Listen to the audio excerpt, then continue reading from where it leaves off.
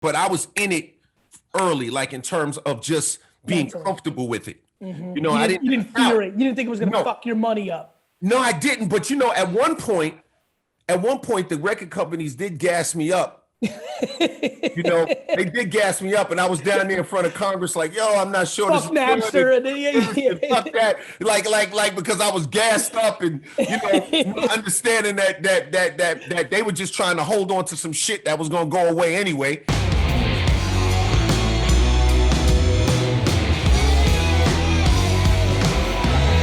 The GaryVee audio experience.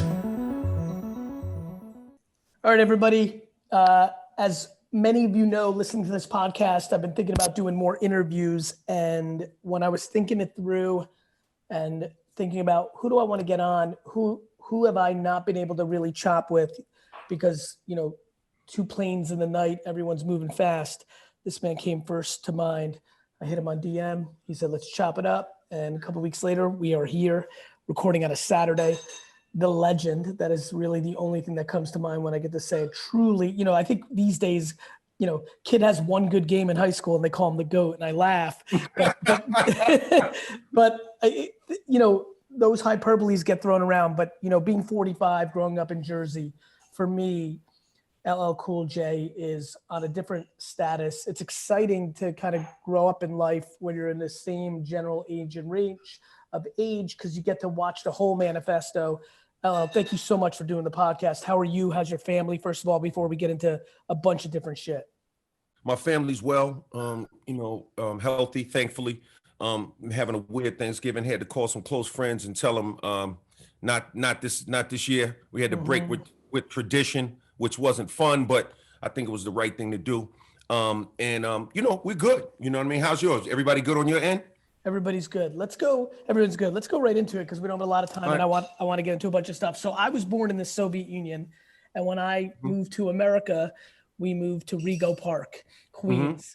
You know, those are old stomping grounds for you. When you think about your childhood, forget about parenting dynamics, family dynamics, which are obviously number 1, 2, and 3 for most people. But I spend a lot of time thinking about environment. When I go there, when I say like things that weren't, you know, obviously your parents, your grandparents, those are life situations, but the person you're neighbors with, the first kid that you connect with in 2nd grade, when you think about your childhood, the neighborhood, the activities of the neighborhood, or the serendipity of classmates or teachers, what comes to mind outside of immediate family of things that shaped you? Well, what I think about my neighborhood and the way I grew up, it's a combination of a few things. This is a really complicated answer. I'm going to give you the real. Yeah, as you can tell, I want to go into a little like different stuff that I think might bring people value, because there's so much on wax and video of you, and we'll go into that stuff. But I like thinking about random shit, and I was thinking about this morning. I was like, I'm just curious. Like, I think about Robbie Turnick, Eric Godfrey. I think about, like, you know, Jersey culture was like very like, you know, just be outside. It was like the 80s, right? Like, it wasn't video games yet. It wasn't, you know, computers and things of that nature. So I always think about how that shaped me, the randomness of my neighborhood friends. So I love those stories. Yeah, my neighborhood was really built around, there was only one dad on my whole block. Well, there was 2. There was only really 2 fathers in the households, which was and my grandfather. Which was that was one dynamic. The other dynamic was a lot of guys coming home from jail and shit, right? Like, so the come home from jail thing. The fathers come from jail? No, not fathers, but kids, like 18, maybe my age or a few years older, coming home from jail. Was a lot of people always, like, that was a big part of growing up. People will always come, which incredibly enough made me want to be physically fit. Because you see guys coming home, jacked, benches in the yard, you know. So there was that, right? Then there was the hustlers.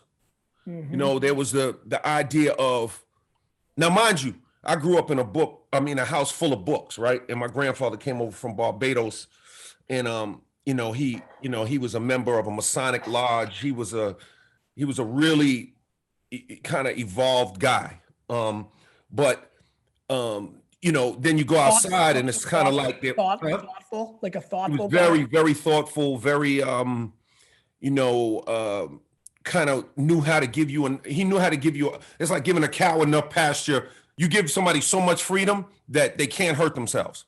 It's like if you have enough land, you can let your dog run wild, right? You can let your cow just go crazy because if it's safe, there's not. So he would give me a lot of intellectual and psychological freedom. He didn't put a lot of, you know, they didn't like handcuff me mentally. You know what I mean? So that made me curious and it made me want to search. You know, I've always had a searching personality because curiosity can be passive. It could turn into wonder, or it could become searching. Did you fear to let him down? No, I didn't. You know, it's funny. You know, my grandfather, when I was a kid, he used to call me a genius all the time. He said, "You're a genius. He's a genius. This kid's a genius," all the time. He said, "This kid's a genius." You start believing it. Huh? I don't know if I ever really believed it, but you definitely want to live up to those standards, right? It's a lot better than being heard you're a fucking loser. 100%. You know, and we both know people that grew up in those environments, and everybody listening right now, people know. And I think a lot about, you know, parenting, of how like tearing down buildings or building up buildings. And then the question is, where's the line of delusion? And do parents or grandparents create ramifications when you don't do genius shit? Well, see, I think with that part of it, the key is that you can have great aspirations, great visions, great dreams, great goals, but you also have to think strategically. But then you also have to think about tactically what you're going to do to get there. And a lot of times the reason why people have that big chasm that they can't get across is because they're not thinking about how they're going to. Now, look, you know, there's an old saying, plans get shipwrecked by the laughter of the gods, right? But a lot of times people don't have that. They don't take that step. They don't take, you know, the steps necessary to get to the greatness, to get to the high level of success, which has a lot of pain, a lot of frustration. There's fear, there's hecticness, there's nervousness, there's anxiety. You know what I mean? A lot of times people don't deal with that, right? Yes, I mean, people want all the accolades. They don't want the shit that comes along with it, which 100%. Is why they don't get there, because they don't have the stomach for it. 100%. And so my grandmother and grandfather used to always tell me, if a task is once begun, never leave it till it's done. Be thy labor great or small, do it well or not at all. So what that did was it gave me the spirit of completion and intestinal fortitude and stick-to-itiveness. You know what I mean? Like sticking to shit. How old were you when you thought you had a shot to do something different? 8. Great answer. Why? Do you remember? I just was walking around. I remember just walking in front of my house and saying, you know, I'm 8 years old and I could do anything. And I believed it. Who'd you look up to at that point outside of your family, let's say whether grandfather or somebody, like something out there, like was music already on the radar? Oh, I know this, right? Your grandfather had some music, jazz or something, right? Yeah, music. I know he was a jazz musician, and he played a lot of jazz records. You know, even more than music was always around. But did you look up? Was sports on a pedestal? Acting? Anybody in culture? Yeah, you know, heroes? Bruce Lee. That's a good one. That makes sense. That makes sense. Your age group. That makes a lot of sense. He was huge. He was the man, and it was like, you know, quite frankly, he was the only guy. He wasn't white, so I could kind of relate to him. Like, I'm like, he's not black, but he ain't white, so at least he's something. He's a little tan. I can kind of go with this. You know what I mean? I can make this work. You know what I mean? A lot of people don't realize how big those kung fu and movies were, because there wasn't cable, and those movies would play. I even remember early 80s. How old are you? I'm 52. So I'm 45, so 7 years old. Yeah, so so you were 13, 14, 15, if I'm thinking about the era when it hit my radar, but I'm sure it was playing before then. Yeah. Like they would play on like Saturday at 11 a.m. on Channel 5. You know what I mean? Yeah. When I'm 8, 9, from age around 8, 9, 10, all the way up to maybe 15, that was all martial arts during that era. That was all like, you know, from the early 70s on up to like, that was all. I was a little baby, like a baby boy, and that was all that martial art. It was like martial arts craze. It was like, everybody was kung fu fighting. Yeah. It was songs out. It was, so it really, but the thing about it is getting into martial arts, like my grandfather put me in martial arts. I took Seido karate. And I years later I took some I Chuan and I took a little Wing Chun and I were you good at it? A little bit. Yeah, growing up. My grandfather got me into it because they wanted it for discipline, but the real reason is because I wanted to play football and my grandmother thought football was too dangerous. So really? She put me in karate. So I could have a physical outlet but not be getting my brains like shook. Is that why you needed to play a football player in a movie? You needed to get that off? Without a doubt. Yeah. Without a doubt. 100%. I had to live that. Out. I got to play in Dallas Stadium. I know what it feels like. I got to be out there. Did you grow up a football fan? Oh, 100%. I grew up a Dallas Cowboys fan. Yeah, because they were always on TV too. I grew up a Dallas Cowboys fan. And but then obviously, as I matured, I became a Giants fan. You know what I'm saying? Once I got at that point where I could kind of make my own decisions, because my grandfather kind of guided me to the Cowboys. He was real funny too, because this is a guy who came from the Bronx. He's in Queens, but he likes the Yankees.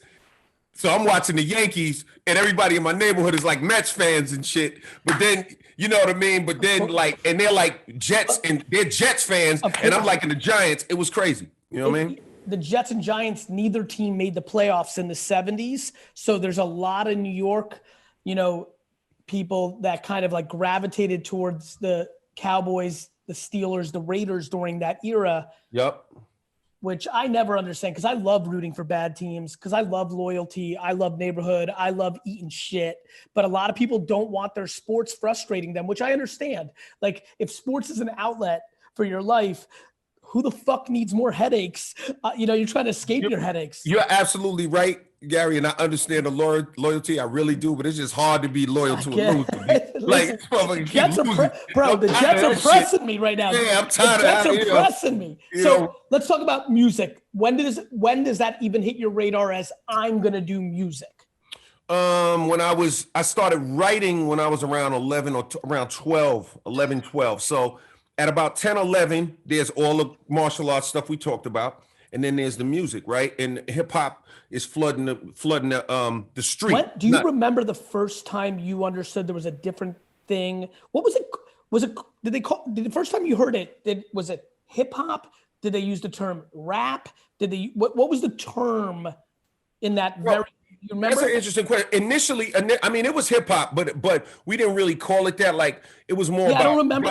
More about rap music and rhyming. You know what I'm saying? Like beatbox. I remember beatboxing. Well, that's a human beatboxing, but it was like rap. It was like rap. You know what I'm saying? Yeah, rapping. Yeah, rapping. Yes. And then rhyming as well as it got more sophisticated, because the guys, guys that I got with, we all thought about like the couplets, the content, the cadence, all of that. Yeah. And that's when it came more about rhyming. What was the first hip hop song that hit you hard? Well, it wasn't even, it was some of the Cold Crush Brother routines. Mm-hmm. It wasn't even on wax. The tapes, I was actually, because I used to go between Queens and North Babylon. You know what I'm saying? Every year. Like, I lived in Queens, I lived in North Babylon, Long Island. Queens, North Babylon, Queens, North Babylon. Because you were going between what? My mother and my grandmother's. Understood.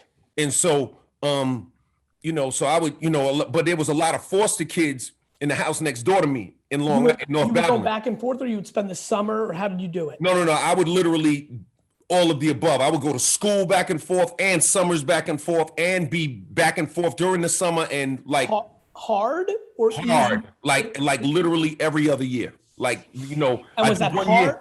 And was hard for you, or do you think? Or at the time hard, and now you're like, oh, that's why I can adjust to shit? Was it kind of just, it's all you knew, and it's just, that's what it is, and didn't really think twice? No, it was. Did you enjoy it? Do you like coming back and like kind of interesting? It wasn't even that complicated. It was just up. It was life. No, Todd's a pain in the ass, so he's gonna go to Long Island this year. Okay, he's good. Oh, he's been a pain in the ass. Now let's send him back to Queens. So any time that you would move into like dangerous zone, they thought a reset. Resets. Interesting. It would hit me with the reset. Do you think now that like what if I said to you, what did you gain out of that? Maybe there's nothing, maybe there's a ton. A lot. I think adversity is a found. Well, it gave me exposure, right? Because the first time I walked in a classroom in Long Island, you got to remember, I'm going from a school that's, I would say 99.99% black, other than, and other than my friend Richie, who's Jewish, who was like 8, 9 years old, who's my Jewish friend. Everybody's black, right? I got one Jewish friend and everybody's black. And Richie doesn't go to my school. Richie doesn't go to my school. Richie's a family friend because my aunt is a school teacher and her best friend and Lynn, and so me and Richie are cool. So other than Richie, it's all about, but then when I go to Long Island, I walk in the classroom, it's the exact opposite, right? Or the inverse. It's everybody's white. And I'm like there's one black kid and I walk in and I'm the black kid, and maybe there's another one. And it was like, I remember my eyes jumping out of my head. But what it did was it exposed me to different people, right? Because, you go to Long Island. At that time, you had a lot of Italians coming from Brooklyn, moving to Long Island. You know what I'm saying? So you're meeting. So I had like an Italian friend, and then you kind of find out also just Irish friends, but then you find out about the racial dynamics that I didn't know existed when I was in Queens. You know what I mean? So that was. Did it come at you hard in Long Island, or did it come in medium, or you would say subtle because people were cool It's like subtle. that? It's subtle. It's subtle. Two kids will be talking and you'll walk in on them and they'll be saying something they shouldn't be saying. And then, they'll be saying, you catch them saying something they should be saying and they get quiet, But it wasn't like atrocious. Nah, it wasn't atrocious, man, because New York is funny like that. Yeah, I agree with you. Well, New York is funny in the sense that, in Jersey for that matter too, right? In the sense that, yes, there's a lot of there's racism, but it's so. But there's also jokes. There's also a rivalry and a fun.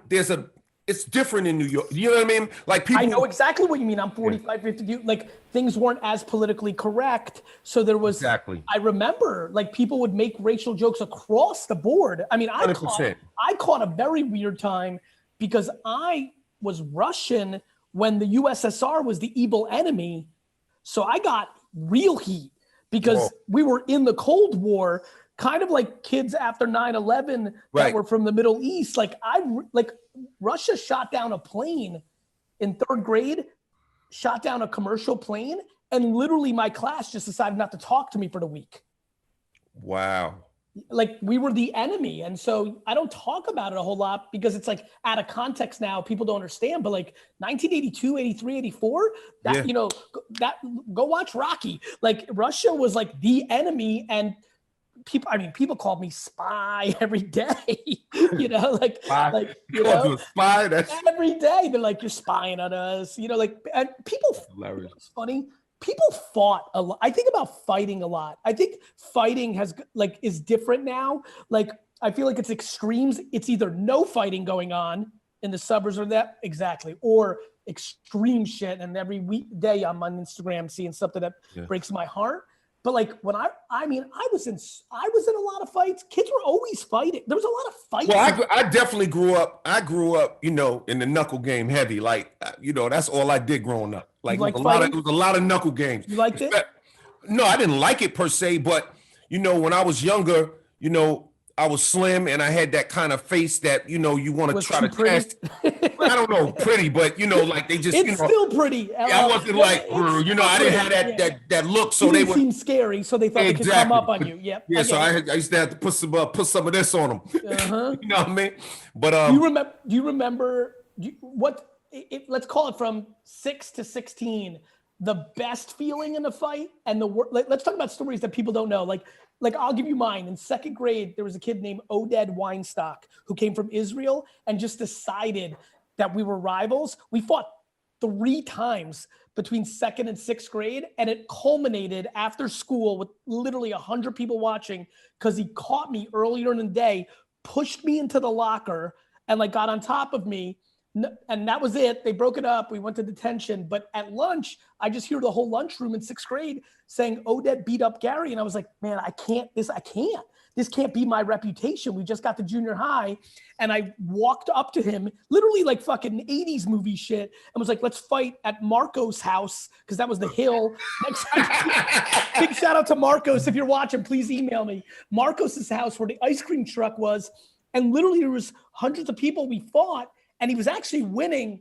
And I would argue that I got lucky / I just refused to go down like that. He was on top of me, kind of ready to like win the fight. And I kept rocking and I got him off. And as we were both on the ground, I had the leverage and I kicked him so hard in the face. His face exploded, bleeding everywhere. We kind of both stood up off the kick, and he just started crying and ran away. And for the next 48 hours was the greatest moment of my life.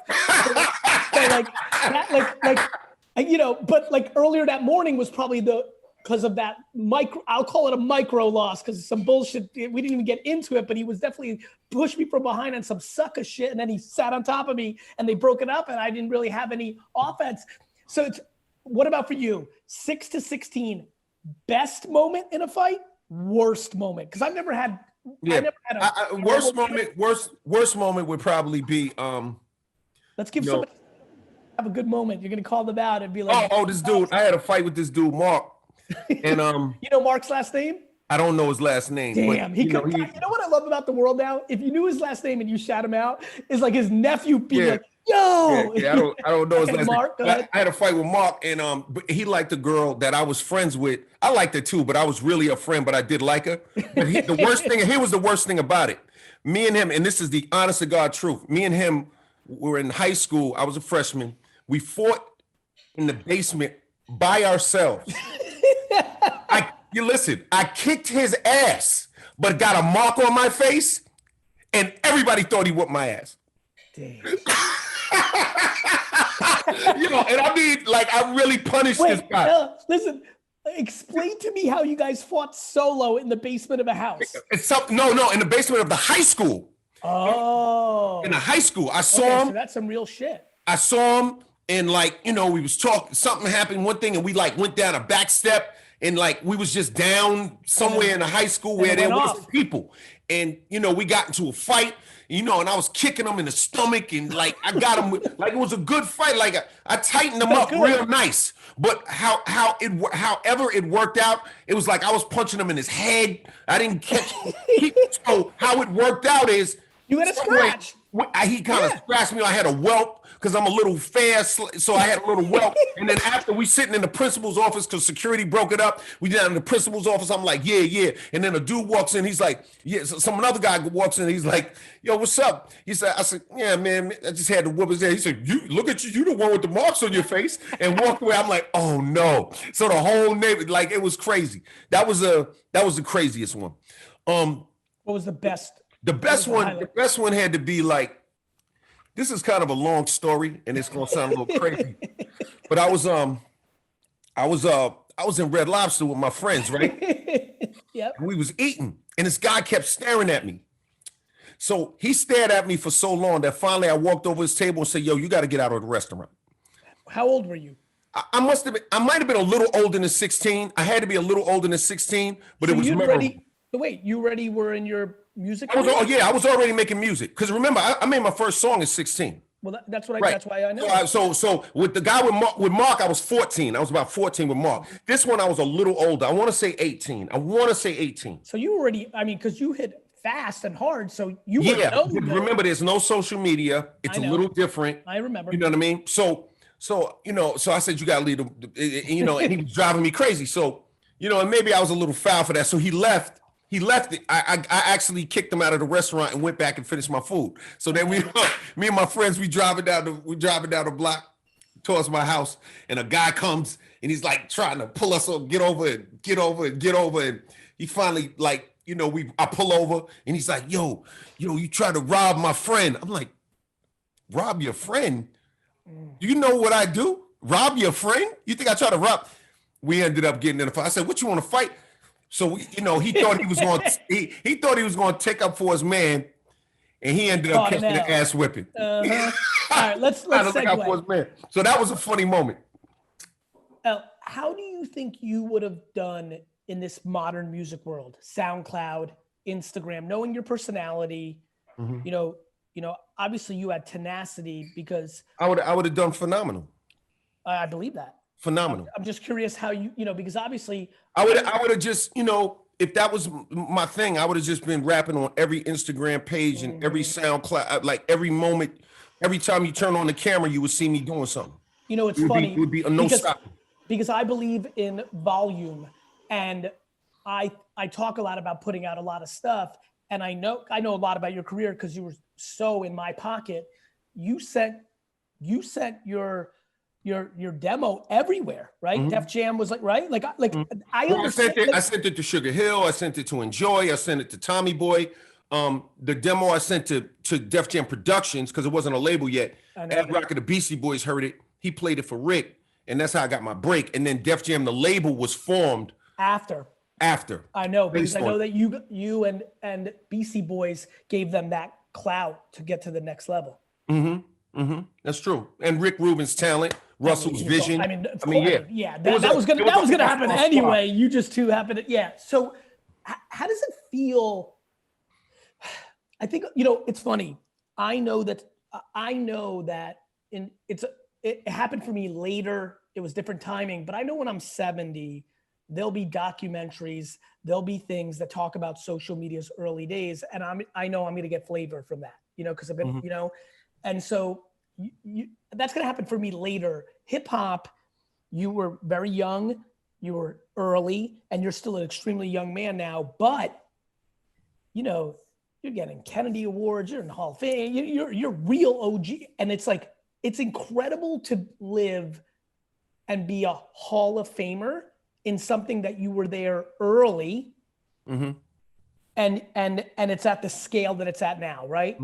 I think about the NBA, it's not that old of a league, and there's, I think about Bill Russell thinking about not sold out stadiums, and that no TV, and now what it is.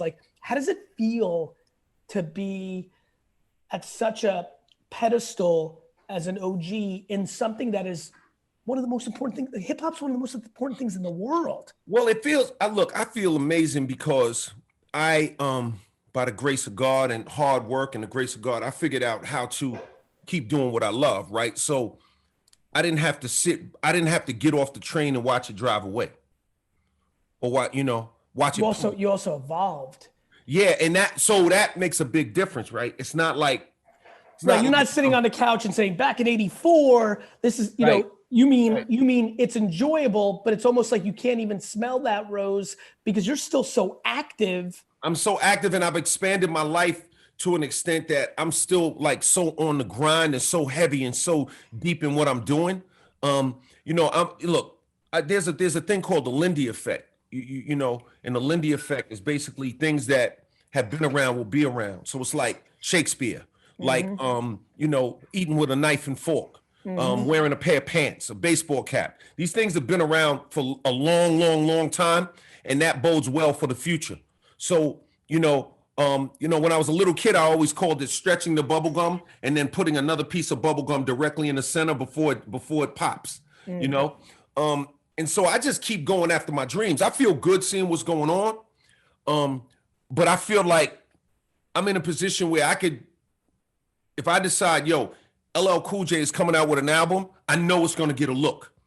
I can't tell you it's going to be a commercial success. I can't tell I can't make those kinds of predictions. I can't talk tough, but I can tell you if I say, if I drop an album tomorrow, people are going to listen to it. And I mean, that's the best thing you could do for yourself as an artist, right? Have you ever been in your life in the last 15 years? Because again, you've been doing incredible things in Hollywood and acting, and I'm sure a million other things we can get into. I always wonder this. At any point, because listen, I love how you answer that. You're aware that you're not in the white hot moment of I'm going to put out an album and it's young boy NBA numbers. Yeah, I know where I'm at. Have you ever in the last 12 or 15 years, I'm going to just use that time frame, have you wanted that feeling again of being in the white hottest of the hot moment, or you feel like you're fulfilled, or you were fulfilled. You went and put that attention elsewhere. And now once in a while, you're like, yo, let me grab one of these fucking hot kids and do a collab with them just for one more take. You know, and by the way, I talk about this a lot. I talk to a lot of youngsters and I'm like, yo, you should do something, you know, they're like, I always talk about OGs. I'm like, you should do something with Diana Ross. You should do something with Stevie Wonder. And I'm like in the south side of Atlanta in a studio and they're like, what the fuck are you talking about? Like, you never know when one of the greats is just sitting in their mansion saying, you know what? Fuck it. For 6 more months, I just want to taste again what I tasted in 89, what I tasted in 74, what I tasted in 62. I think about that shit. Well, it's art, right? Yeah, go ahead. Go ahead. I've never asked the OG. I always tell the kids, I'm like, yo, cool that you've got some heat right now, but do something that's just going to make your grandmother smile. Because I always think an OG, a legend, is, you know, if you ask 30 of them, one's ready to do it, and they're just cool to have. But I've never asked the legend on the other side, have you in the last decade said, man, I might really want to go uncomfortably contemporary, and I might want to do something with the Baby or Meg Thee Stallion to do that, or does that just never cross your mind? You know what? Like the reality is, I would definitely consider working with a young act and with a new act. I don't see any reason to remove myself from that. I'm not like one of these OGs that sits around mad about. For me, and I'm sorry to interrupt, and for me and for a lot of people listening, like if I woke up and saw Young Boy and LL did a track, my brain would break. I think those kind of combos, like Gaga and Tony Bennett, made me smile. Yeah. I think, look, man, like, you know, there's acts, you know, like, you know, there's all kind of cool acts out there, right? And if it's organic and if we can find something that like we feel great about, that we write together, or somebody writes a chorus that we feel is in a track that really brings it out and makes it special, why not? Like, I don't need to, like, I'm not like allergic to the new shit. I'm not like allergic to what's happening what's contemporary. I'm not that's not a problem for me. Like, I enjoy listening to new acts and young artists, and you know, like, and listen to them bridge the gap. You know what I'm saying? Like a prime example, like Meek Mill just dropped that record with Little Durk. Mm-hmm. I'm playing that on my channel, Rock the Bells, because I think it's dope. Mm-hmm. And it's got a lot of melody in it. You know what I'm saying? It's not even like Meek is doing his normal spitting, you know, rapid fire spitting. It's real melodic, but I like the video. I like the song. I'm putting it in Breaking Bells. You know, you know, so it's like, for me, whether it's, you know, from a Billie Eilish all the way to a, you know, to a DaBaby, to a Lil Baby, like with the Moment of Truth. Like, I pay attention. I love the record he did about the protests. I thought that shit was hot. I like DaBaby's performance when he was on the awards, when, you know, he was performing with the knee on his neck. Like, I pay attention to what's going on in the world and what's going on in our culture. Like, I'm not a guy that's just like sitting up in the big house, you know, saying been there, disinterested, or not. You know, let's talk about that on the culture. Let's talk about the technology side. When did the internet? When did you get excited, or when did it hit your radar? Going way back to, you know, AOL or MySpace. When did you first kind of, not necessarily know about it, but when, maybe even Napster, given your career, like what's some early internet LL stories of like, I thought it was bullshit. I didn't like it. I was mad at Napster. I got excited about Napster. MySpace was popping. Like, I didn't take it serious until Twitter. Like, talk to me about your last 20 years on the tech culture game. Yeah, well, you know, for me, it was, you know, Quincy Jones gave me a book, The Road Ahead by Bill Gates, when that came out. And I guess that was in the late 90s, maybe, or almost right before 2000, like in that window, like somewhere in there. And so that kind of piqued my interest. I thought LimeWire, you know, when LimeWire came out, I was like, I thought I was really curious about that, and was like kind of trying to figure out, searching for music. I actually adopted and kind of adapted to the internet pretty quickly. In terms of the idea of it, I didn't necessarily dive in from like as a user, but I was in it early, like in terms of just being comfortable with it. You know, you didn't fear it. You didn't think it was going to fuck your money up. No, I didn't. But you know, at one point, the record companies did gas me up. You know, they did gas me up, and I was down there in front of Congress, like, "Yo, I'm not sure this Fuck is Napster. good." And fuck that, like, because I was gassed up, and you know, not understanding that they were just trying to hold on to some shit that was gonna go away anyway. They was trying to hold on to a business model that was no longer viable. You know what I'm saying? And you got to go through it. Yeah. So I get it. But really quickly, I was like all the way in. And then, you know, I had a MySpace page. You know what I'm saying? I had a little MySpace page. I was into that. You know, was there early for Instagram. Didn't jump on it in terms of use, but was right when Instagram started. I was there. Are you on TikTok right now?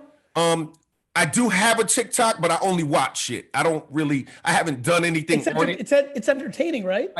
Come on, man. It's unbelievable. I know you got a TikTok. I often come down and check yours out as well. And I go on TikTok, people dancing. I saw a mother and a daughter climbing a door frame exercising to It's Tricky by Run DMC. Did you see that? I did. You know what I mean? Like, so yeah, I'm on TikTok, which I need to get more active on it. I'm all about, like, I was on for the 5 minutes it was out. What was the one? Periscope, was it? Yeah. What was it? I was on that when that for 5 minutes that was out. You know, all of them. Facebook, I'm on Facebook. I'm on, you know. Talk to me about jumping around a little bit. So you break at 16. Talk to me in those first 24 months, because there's a lot of people listening right now who are destined and are going to be big influencers. Because the way the world works now, you know, 15 minutes, everyone's got at least 15 fans and a hell of a lot more now, because the long tail of fame is just like the music industry was trying to hold on. The fame game is everybody's in play. Everybody. Yeah, you know, but it's funny, but you know, everybody's in play, but then it's about your contribution. Period. Oh, talent and the content is the punchline. Yeah. Like the creative is the variable of success, but everybody's got a shot in a different way now. But I was curious. I was just sitting here listening to you. I'm like, what do I want to be selfish? Who was the person that was real famous that you met, let's say, in the first 2 years of your fame building? Because you hit that record, came out, boom, you know, like you got some juice. You were like one of those first 15, 20 faces, like that really mattered when the MTV era, you know, kind of really got going. You know, Yo MTV Rap early days, like that pocket you were in, there was 50 names for sure. Who was the person you met maybe at the first award show or in studio that really was like, oh shit, like a Michael Jackson? No, I mean, it was Diana Ross and Michael Jackson. It was them. Like, I mean, Diana Ross was the first person to put me on television. Is that right? Yeah, Diana Ross had a TV special on ABC. And she gave me my first break to perform on TV. Take me to that story. How did you find out you were going to do that show? Who called you? You know, it was. You remember? You know, I think I seen her somewhere or something like that, and she was like, "Oh, I want you to do my show. I want you to come on and perform." And I was like, "Okay." And then she somehow, somehow she got with the record company, and I ended up doing it. And so I did you have management at that point? Here's the funny thing about my career. I've had a couple of managers here and there, but the reality is, Russell managed me for 5 minutes. Leo managed me for 10 minutes. My dad managed me for 15 minutes. This guy, Charles, managed me for maybe 16 minutes. But, you know, throughout that whole time, I ended up self-managing myself because for that period, growing up in hip hop, because there was nobody who had done it before. All of the managers were either former rock managers or this type of manager, or plus you had it in you.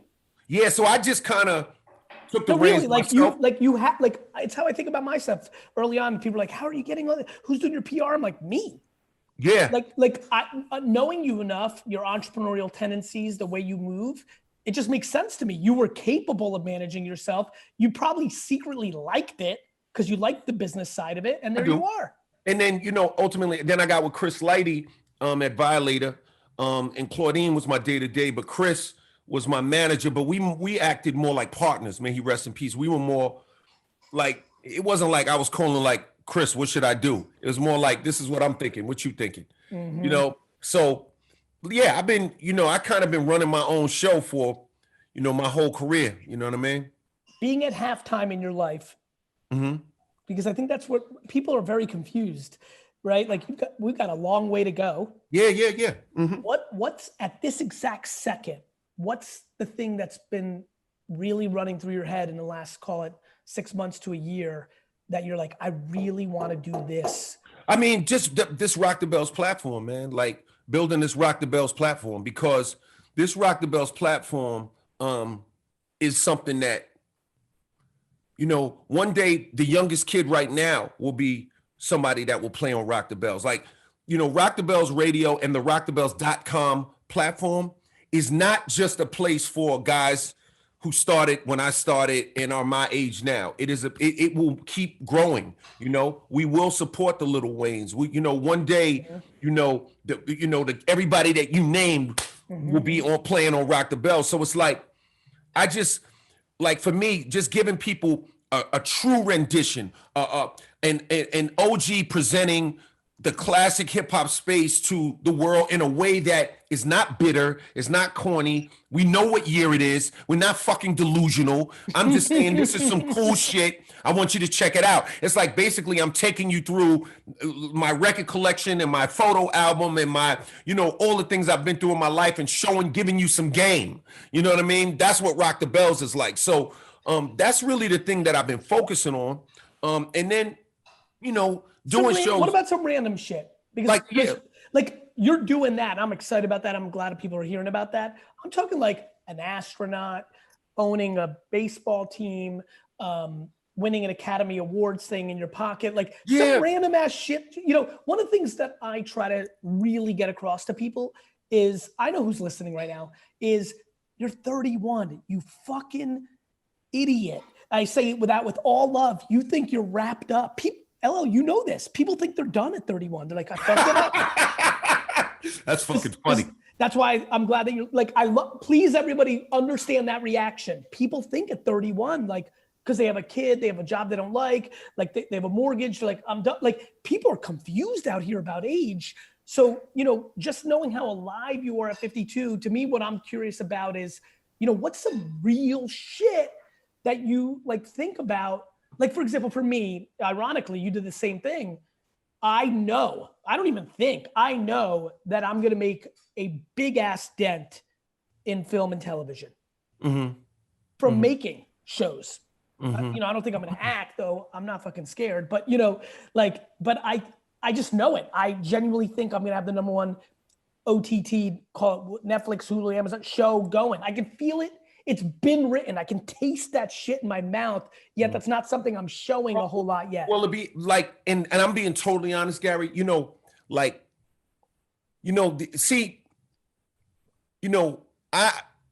I talk about Rock the Bell, for most of the time when people talk about what they're doing, they're either like a fucking shill, or they're promoing, or they're selling, or but you got to remember, this business that I'm talking about is the same thing that I did when I was 9 and started writing when I was 12, and I'm really in this. And so for me, it's like the idea that I can build something that 200, 300, 400 years from now will have the narrative of hip hop documented, will be right 200, 300, 400, 500 years from now. That's what I'm talking about. I'm not talking about just making a bunch of money. I do other things. I can make money in a lot of different ways.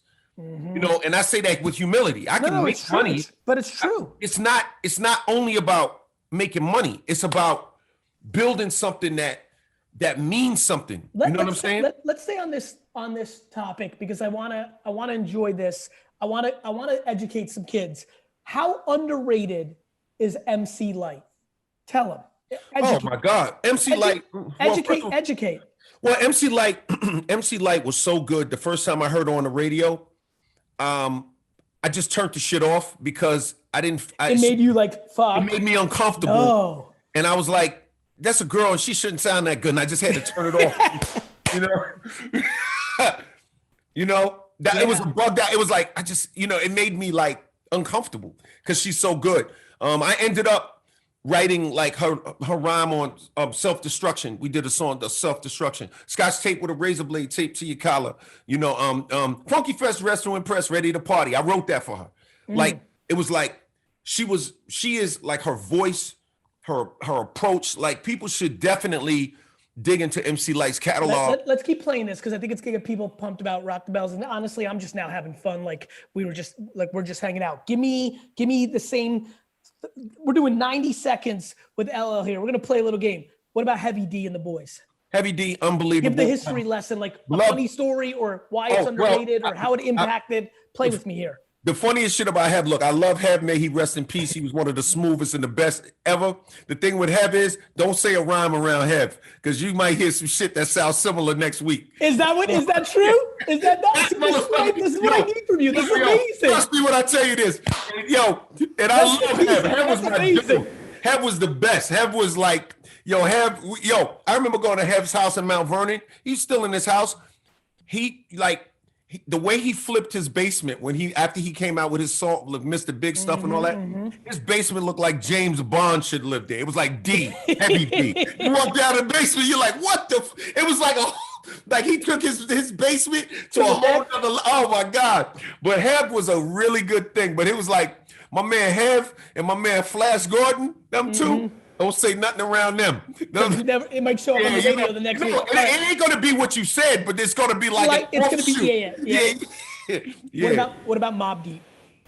Yo, Prodigy, one of my favorite, MCs in Havoc. Mob, unbelievable. You know what I'm saying? What did they the T-shirt that Prodigy's wearing in the Quiet Storm? I think it's the Quiet Storm video with Kim. I want to say it's that one. I gave him that T-shirt as a gift. Just because I was just loved them, you know what I'm saying? And I have a lot of respect for Mobb Deep. I think the way they represented Queens was unbelievable. The way they do represent Queens. We did a song on my GOAT album called Queen, Killer Queens, you know what I'm saying? And the Queens got the vets. It was dope. And the way he wrote, the way he would make things rhyme and then not rhyme, the way he would play with language, play with words. Queens get the money, long time, low cash. You know what I mean? He was just. I remember when I was like, this guy's clever. I remember using that word. Clever, but he had a way of sounding authentically tough. That's not easy to come across. You could sound angry on a record. That's one thing. You could sound angry. You could sound aggressive, but to be able to talk. To be calm and really sound authentically tough. The only two people to me that really sound like that are Prodigy and Rakim, where the person they're not yelling, but they sound aggressive and tough. Let's keep this Rock the Bells kind of like little fun game. I'm enjoying this a little bit for my own self. What about EPMD? These are things that I just think the youngsters don't know. Yeah. And our all-time classic talk. We're talking all-time classic talk right now, but I would argue underrated, which is why I love this. Without a doubt, EPMD is a group that the kids should check out. At first when they first came out, people used to tease them and say they sounded like Rakim, sounded like Eric B. Rakim. But the beat selection that Eric Sermon would make, me and Parrish would always get into conversations about money and real estate and shit, and be sitting around talking about real estate. We did a record together called Rampage. It's a record called Rampage. The kids should check out EPMD Rampage, featuring LL Cool J. It's one of both of our best classics. It's dope, and they came from Long Island. EPMD is from Long Island, so in Long Island, and Rakim is from Long Island as well. He's from Wyandanch, which is right down the block from North Babylon. Like, you could literally walk down his neighborhood from where I lived in North Babylon. So it's like that connection. It was a vibe. EPMD just was so official. What about something that was like a hot minute that like just had a fever pitch to it? I'd love to get your perspective. You're in a different part of your career at this point. What about Foxy Brown's moment?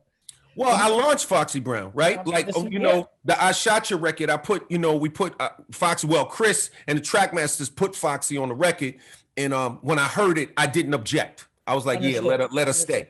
Let her stay. They didn't ask. They just said, yo, listen to this. And I heard it, and I said, go ahead, let her rock. And she was fire. Solid, that solid. year, like, it just was like fever pitch with her. Solid, definitely dope voice. Definitely like, like tomboyish, but feminine. It was like she was magic. She is, very talented act. You know what I'm saying? But there's a lot of talented acts out there now. Like, you think about a Kendrick and you think about, the way he plays with rhythms with his voice. Even somebody made rest in peace like Nipsey, so intelligent, you know what I'm saying? So smart, so brilliant. I know you were close with him. I saw different times you spoke with him. I mean, so that's like kind of like that mid-generation. He was very, very special. What the baby's doing now is very so clever. He just understands the world. Talk to me, not to cut off because I could talk about the baby for a hot minute, but talk to me about, I like what you said about MC Light, and I don't want to run out of time without asking you. On that same kick, what was the track, the record that you heard that literally was the biggest quantum jump for you? Like from your, one man's point of view, like you heard it and you were like, oh my God. Did anything stop you in your tracks? No, yeah. My Uzi Weighs a Ton by Public Enemy. My Uzi Weighs a Ton by Public Enemy. Do you remember actually? 100%. I remember being there. I remember shit. I'm in the parking lot of White Castle with the Jeep, with the seat leaned back with my man. And that shit came on one of the mixes of the radio or something. And that shit, he said, what I mean? My Uzi Weighs a Ton. Hold it now. Get up, get down. That shit was like, my Uzi Weighs a Ton. Hold it now. I mean, that shit was like, me and my man was like, what the fuck? And here's the funny shit. Rick Rubin had just asked me a few months later, I got this group in Public Enemy, I'm thinking about putting out. If I could buy a song from them, would you want to perform it? And I was like, I write my own shit. And I still stand by that, but I kind of should have took that shit. That motherfucking record was so cold. When I heard my Uzi Weighs a Ton, that shit was like shape-shifting. I haven't felt that yet. Like that shit was like, because the way the Bomb Squad, Hank Shockley and Eric Sadler, the way the Chuck and all of them, the way they worked with that and the way they played with technology, because that was the first time that somebody really took advantage of technology, took it to another level. Marley did it in a different way with the sampling, but they took it to a whole other level, Marley kind of, when he was doing some of those Bismarck records, those were moments too, like Make the Music with Your Mouth and rhyming with the bit, like Make the Music with Your Mouth and the other record, Yes, Y'all, and Nobody Beats the Biz. Those were kind of like quantum. They moved the needle like maybe 3 points up, but fucking Public Enemy was like 100. That shit was like, it was out of control. And I think that look, that's what you want to do with art, right? That's what you want to do with music. That's what you want to do in your business. Like, it's just like the dude who made the 10X book, right? About 10Xing. That's what they did. They 10X'd the creative, the Sonics. They 10X'd that shit. When you think about success, you've been around a lot of success in your life now, in a lot of different genres, business, Hollywood, music, hip hop, New York, LA, the world, and then all the successful people that that nobody knows of, whether a real estate or a lawyer or right. For the kids that are listening and the kids, I mean, a 62-year-old who might've gotten motivated and said, you know what, I do have 30 more years to do something. I'm going to go do this thing. Now that you've always been a wise kid because your grandpa passed it on, you probably just, had that in you. What's like a wise thought around the common bonds of success? Like, what are the themes that you see? Well, that first you of think all, really stand out for you when I set up that question? Well, the first thing I have to think is, for that 62-year-old, dreams don't have deadlines. They got to understand that. That's fucking huge, man. Colonel Sanders started Kentucky Fried Chicken when he was 65. Cornelius Vanderbilt started his railroad company at 80, right? Sidney Frank, who started Grey Goose, was in his 70s. Okay, so you feel me? And there's a million stories like that. Feel you. Right? I'm fucking convinced. I feel like I'm going to drop a fucking bomb in my 50s, 60s, 70s, and 80s. A new bomb. That's how I feel. I'm going to take the world and kick it in the ass and then give it a nice pat on the back. Like you did that kid in the basement of school. But you know what? Just like that fight you had, there's gonna be a scar in your face. Well, that comes with the territory. But what I would say, the common themes of success are the things that you do in the valley get you to the peak, and the things that you do in the peak can either extend the peak or take you back to the valley, right? So the peaks and valley part of it, it's very important to understand that part of it. The other thing I think is really important is being able to manage your moods. Mood management is very important because your mood a lot of times is going to dictate not only how you feel about what you're trying to do, but how you feel about yourself. Do you feel that you stay in the middle? That's the goal. That's what I think. People see my energy and they're confused. I'm fucking zen as fuck out here. Yeah, but enthusiasm is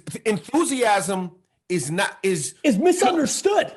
Like, what do they call? There's the Stockdale paradox, right? I'm sure you know about the Stockdale paradox from Good. No, actually, I don't know. I don't know the Stockdale paradox basically says, you're gonna be completely optimistic, but while confronting the brutal facts. Yes, that's how I feel. I'm right. Practically, what I call myself is I'm practically optimistic. Like I know exactly what's happening, but I'm fucking out here and I'm not delusional. They're like, Gary, you're too optimistic. I'm like, what the fuck does that mean?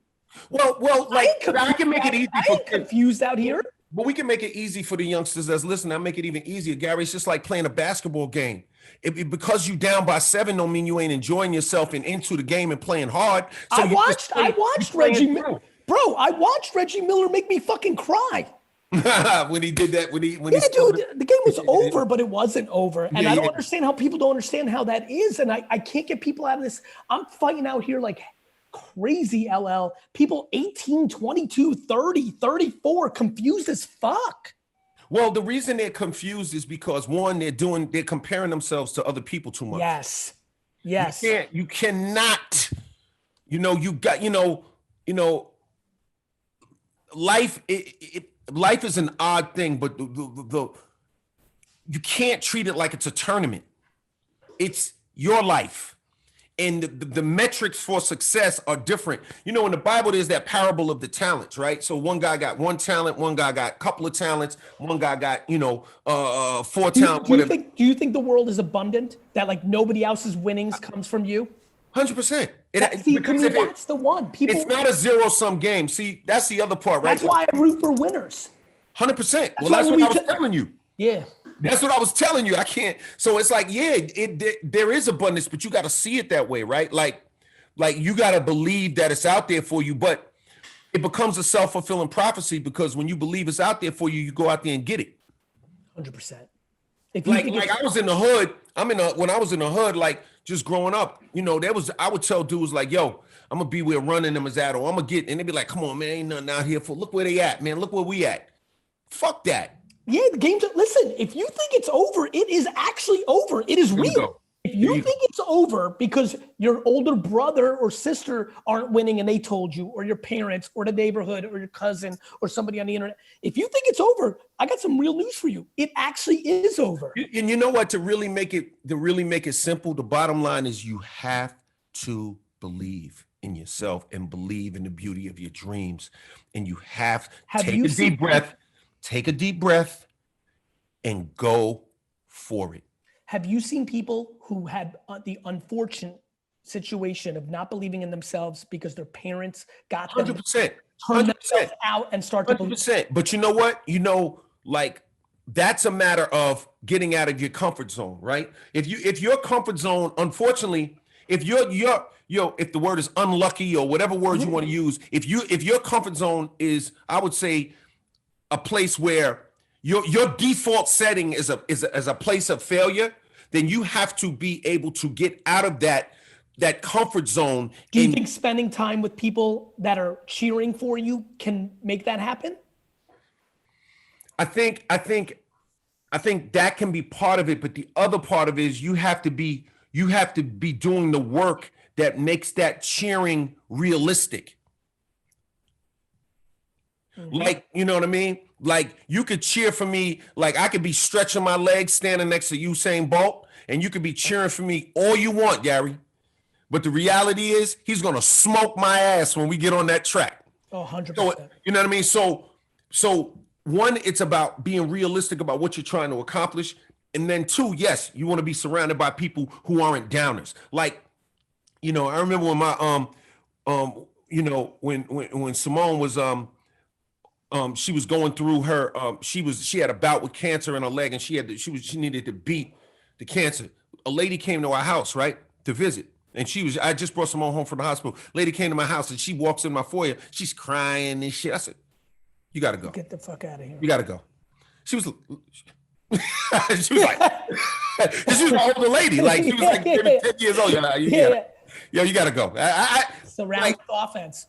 Surround with offense. You know what I mean? So I know what around you here mean. Crying and shit with all that. That's not helping. All that boohoo shit, you know, that harbors other kinds of emotions. You full of shit. Go ahead. Like, you know, you got to deal with your shit. You know what I mean? Yeah, so you're bringing that on. Mm-hmm. Yeah, so I would tell people, look, just stay encouraged and believe in yourself. Damn. And if you look, Michael Jordan didn't make every shot. LeBron didn't make every shot. Look how many championships LeBron didn't win. But he didn't stop trying. And that's why he's phenomenal now. That's why he's a man that we can respect and a guy that we can look at as an icon, because he didn't give up. And change the script. Yes. I you know, we're using somebody who's iconic, and you know, what about just looking at life differently? Maybe you're not destined to be a tremendous accumulator of money, but maybe you can be a tremendous human beings to others. Well, can I say something to that, Gary? Of course you can. People got to understand is that what it really is about is knowing your value. It's not about money only, right? Like, everybody has their place. Madonna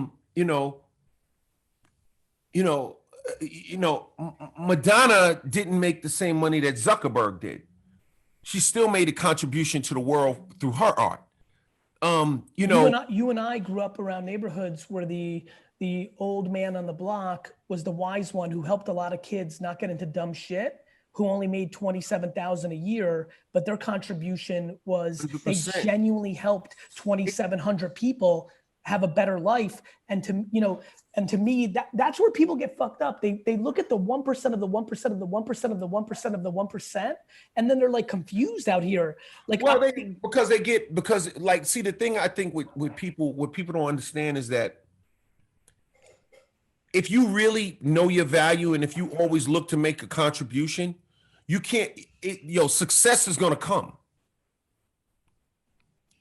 It's going to come. And however that comes, look, I always tease like a lot of my rich friends. And when I say rich friends, people hear me say that and they're like, well, what's rich? But I'm talking about like guys that are way like 100x times richer than me. It's like, dude, a lazy boy, what can you really do beyond your chair and your remote?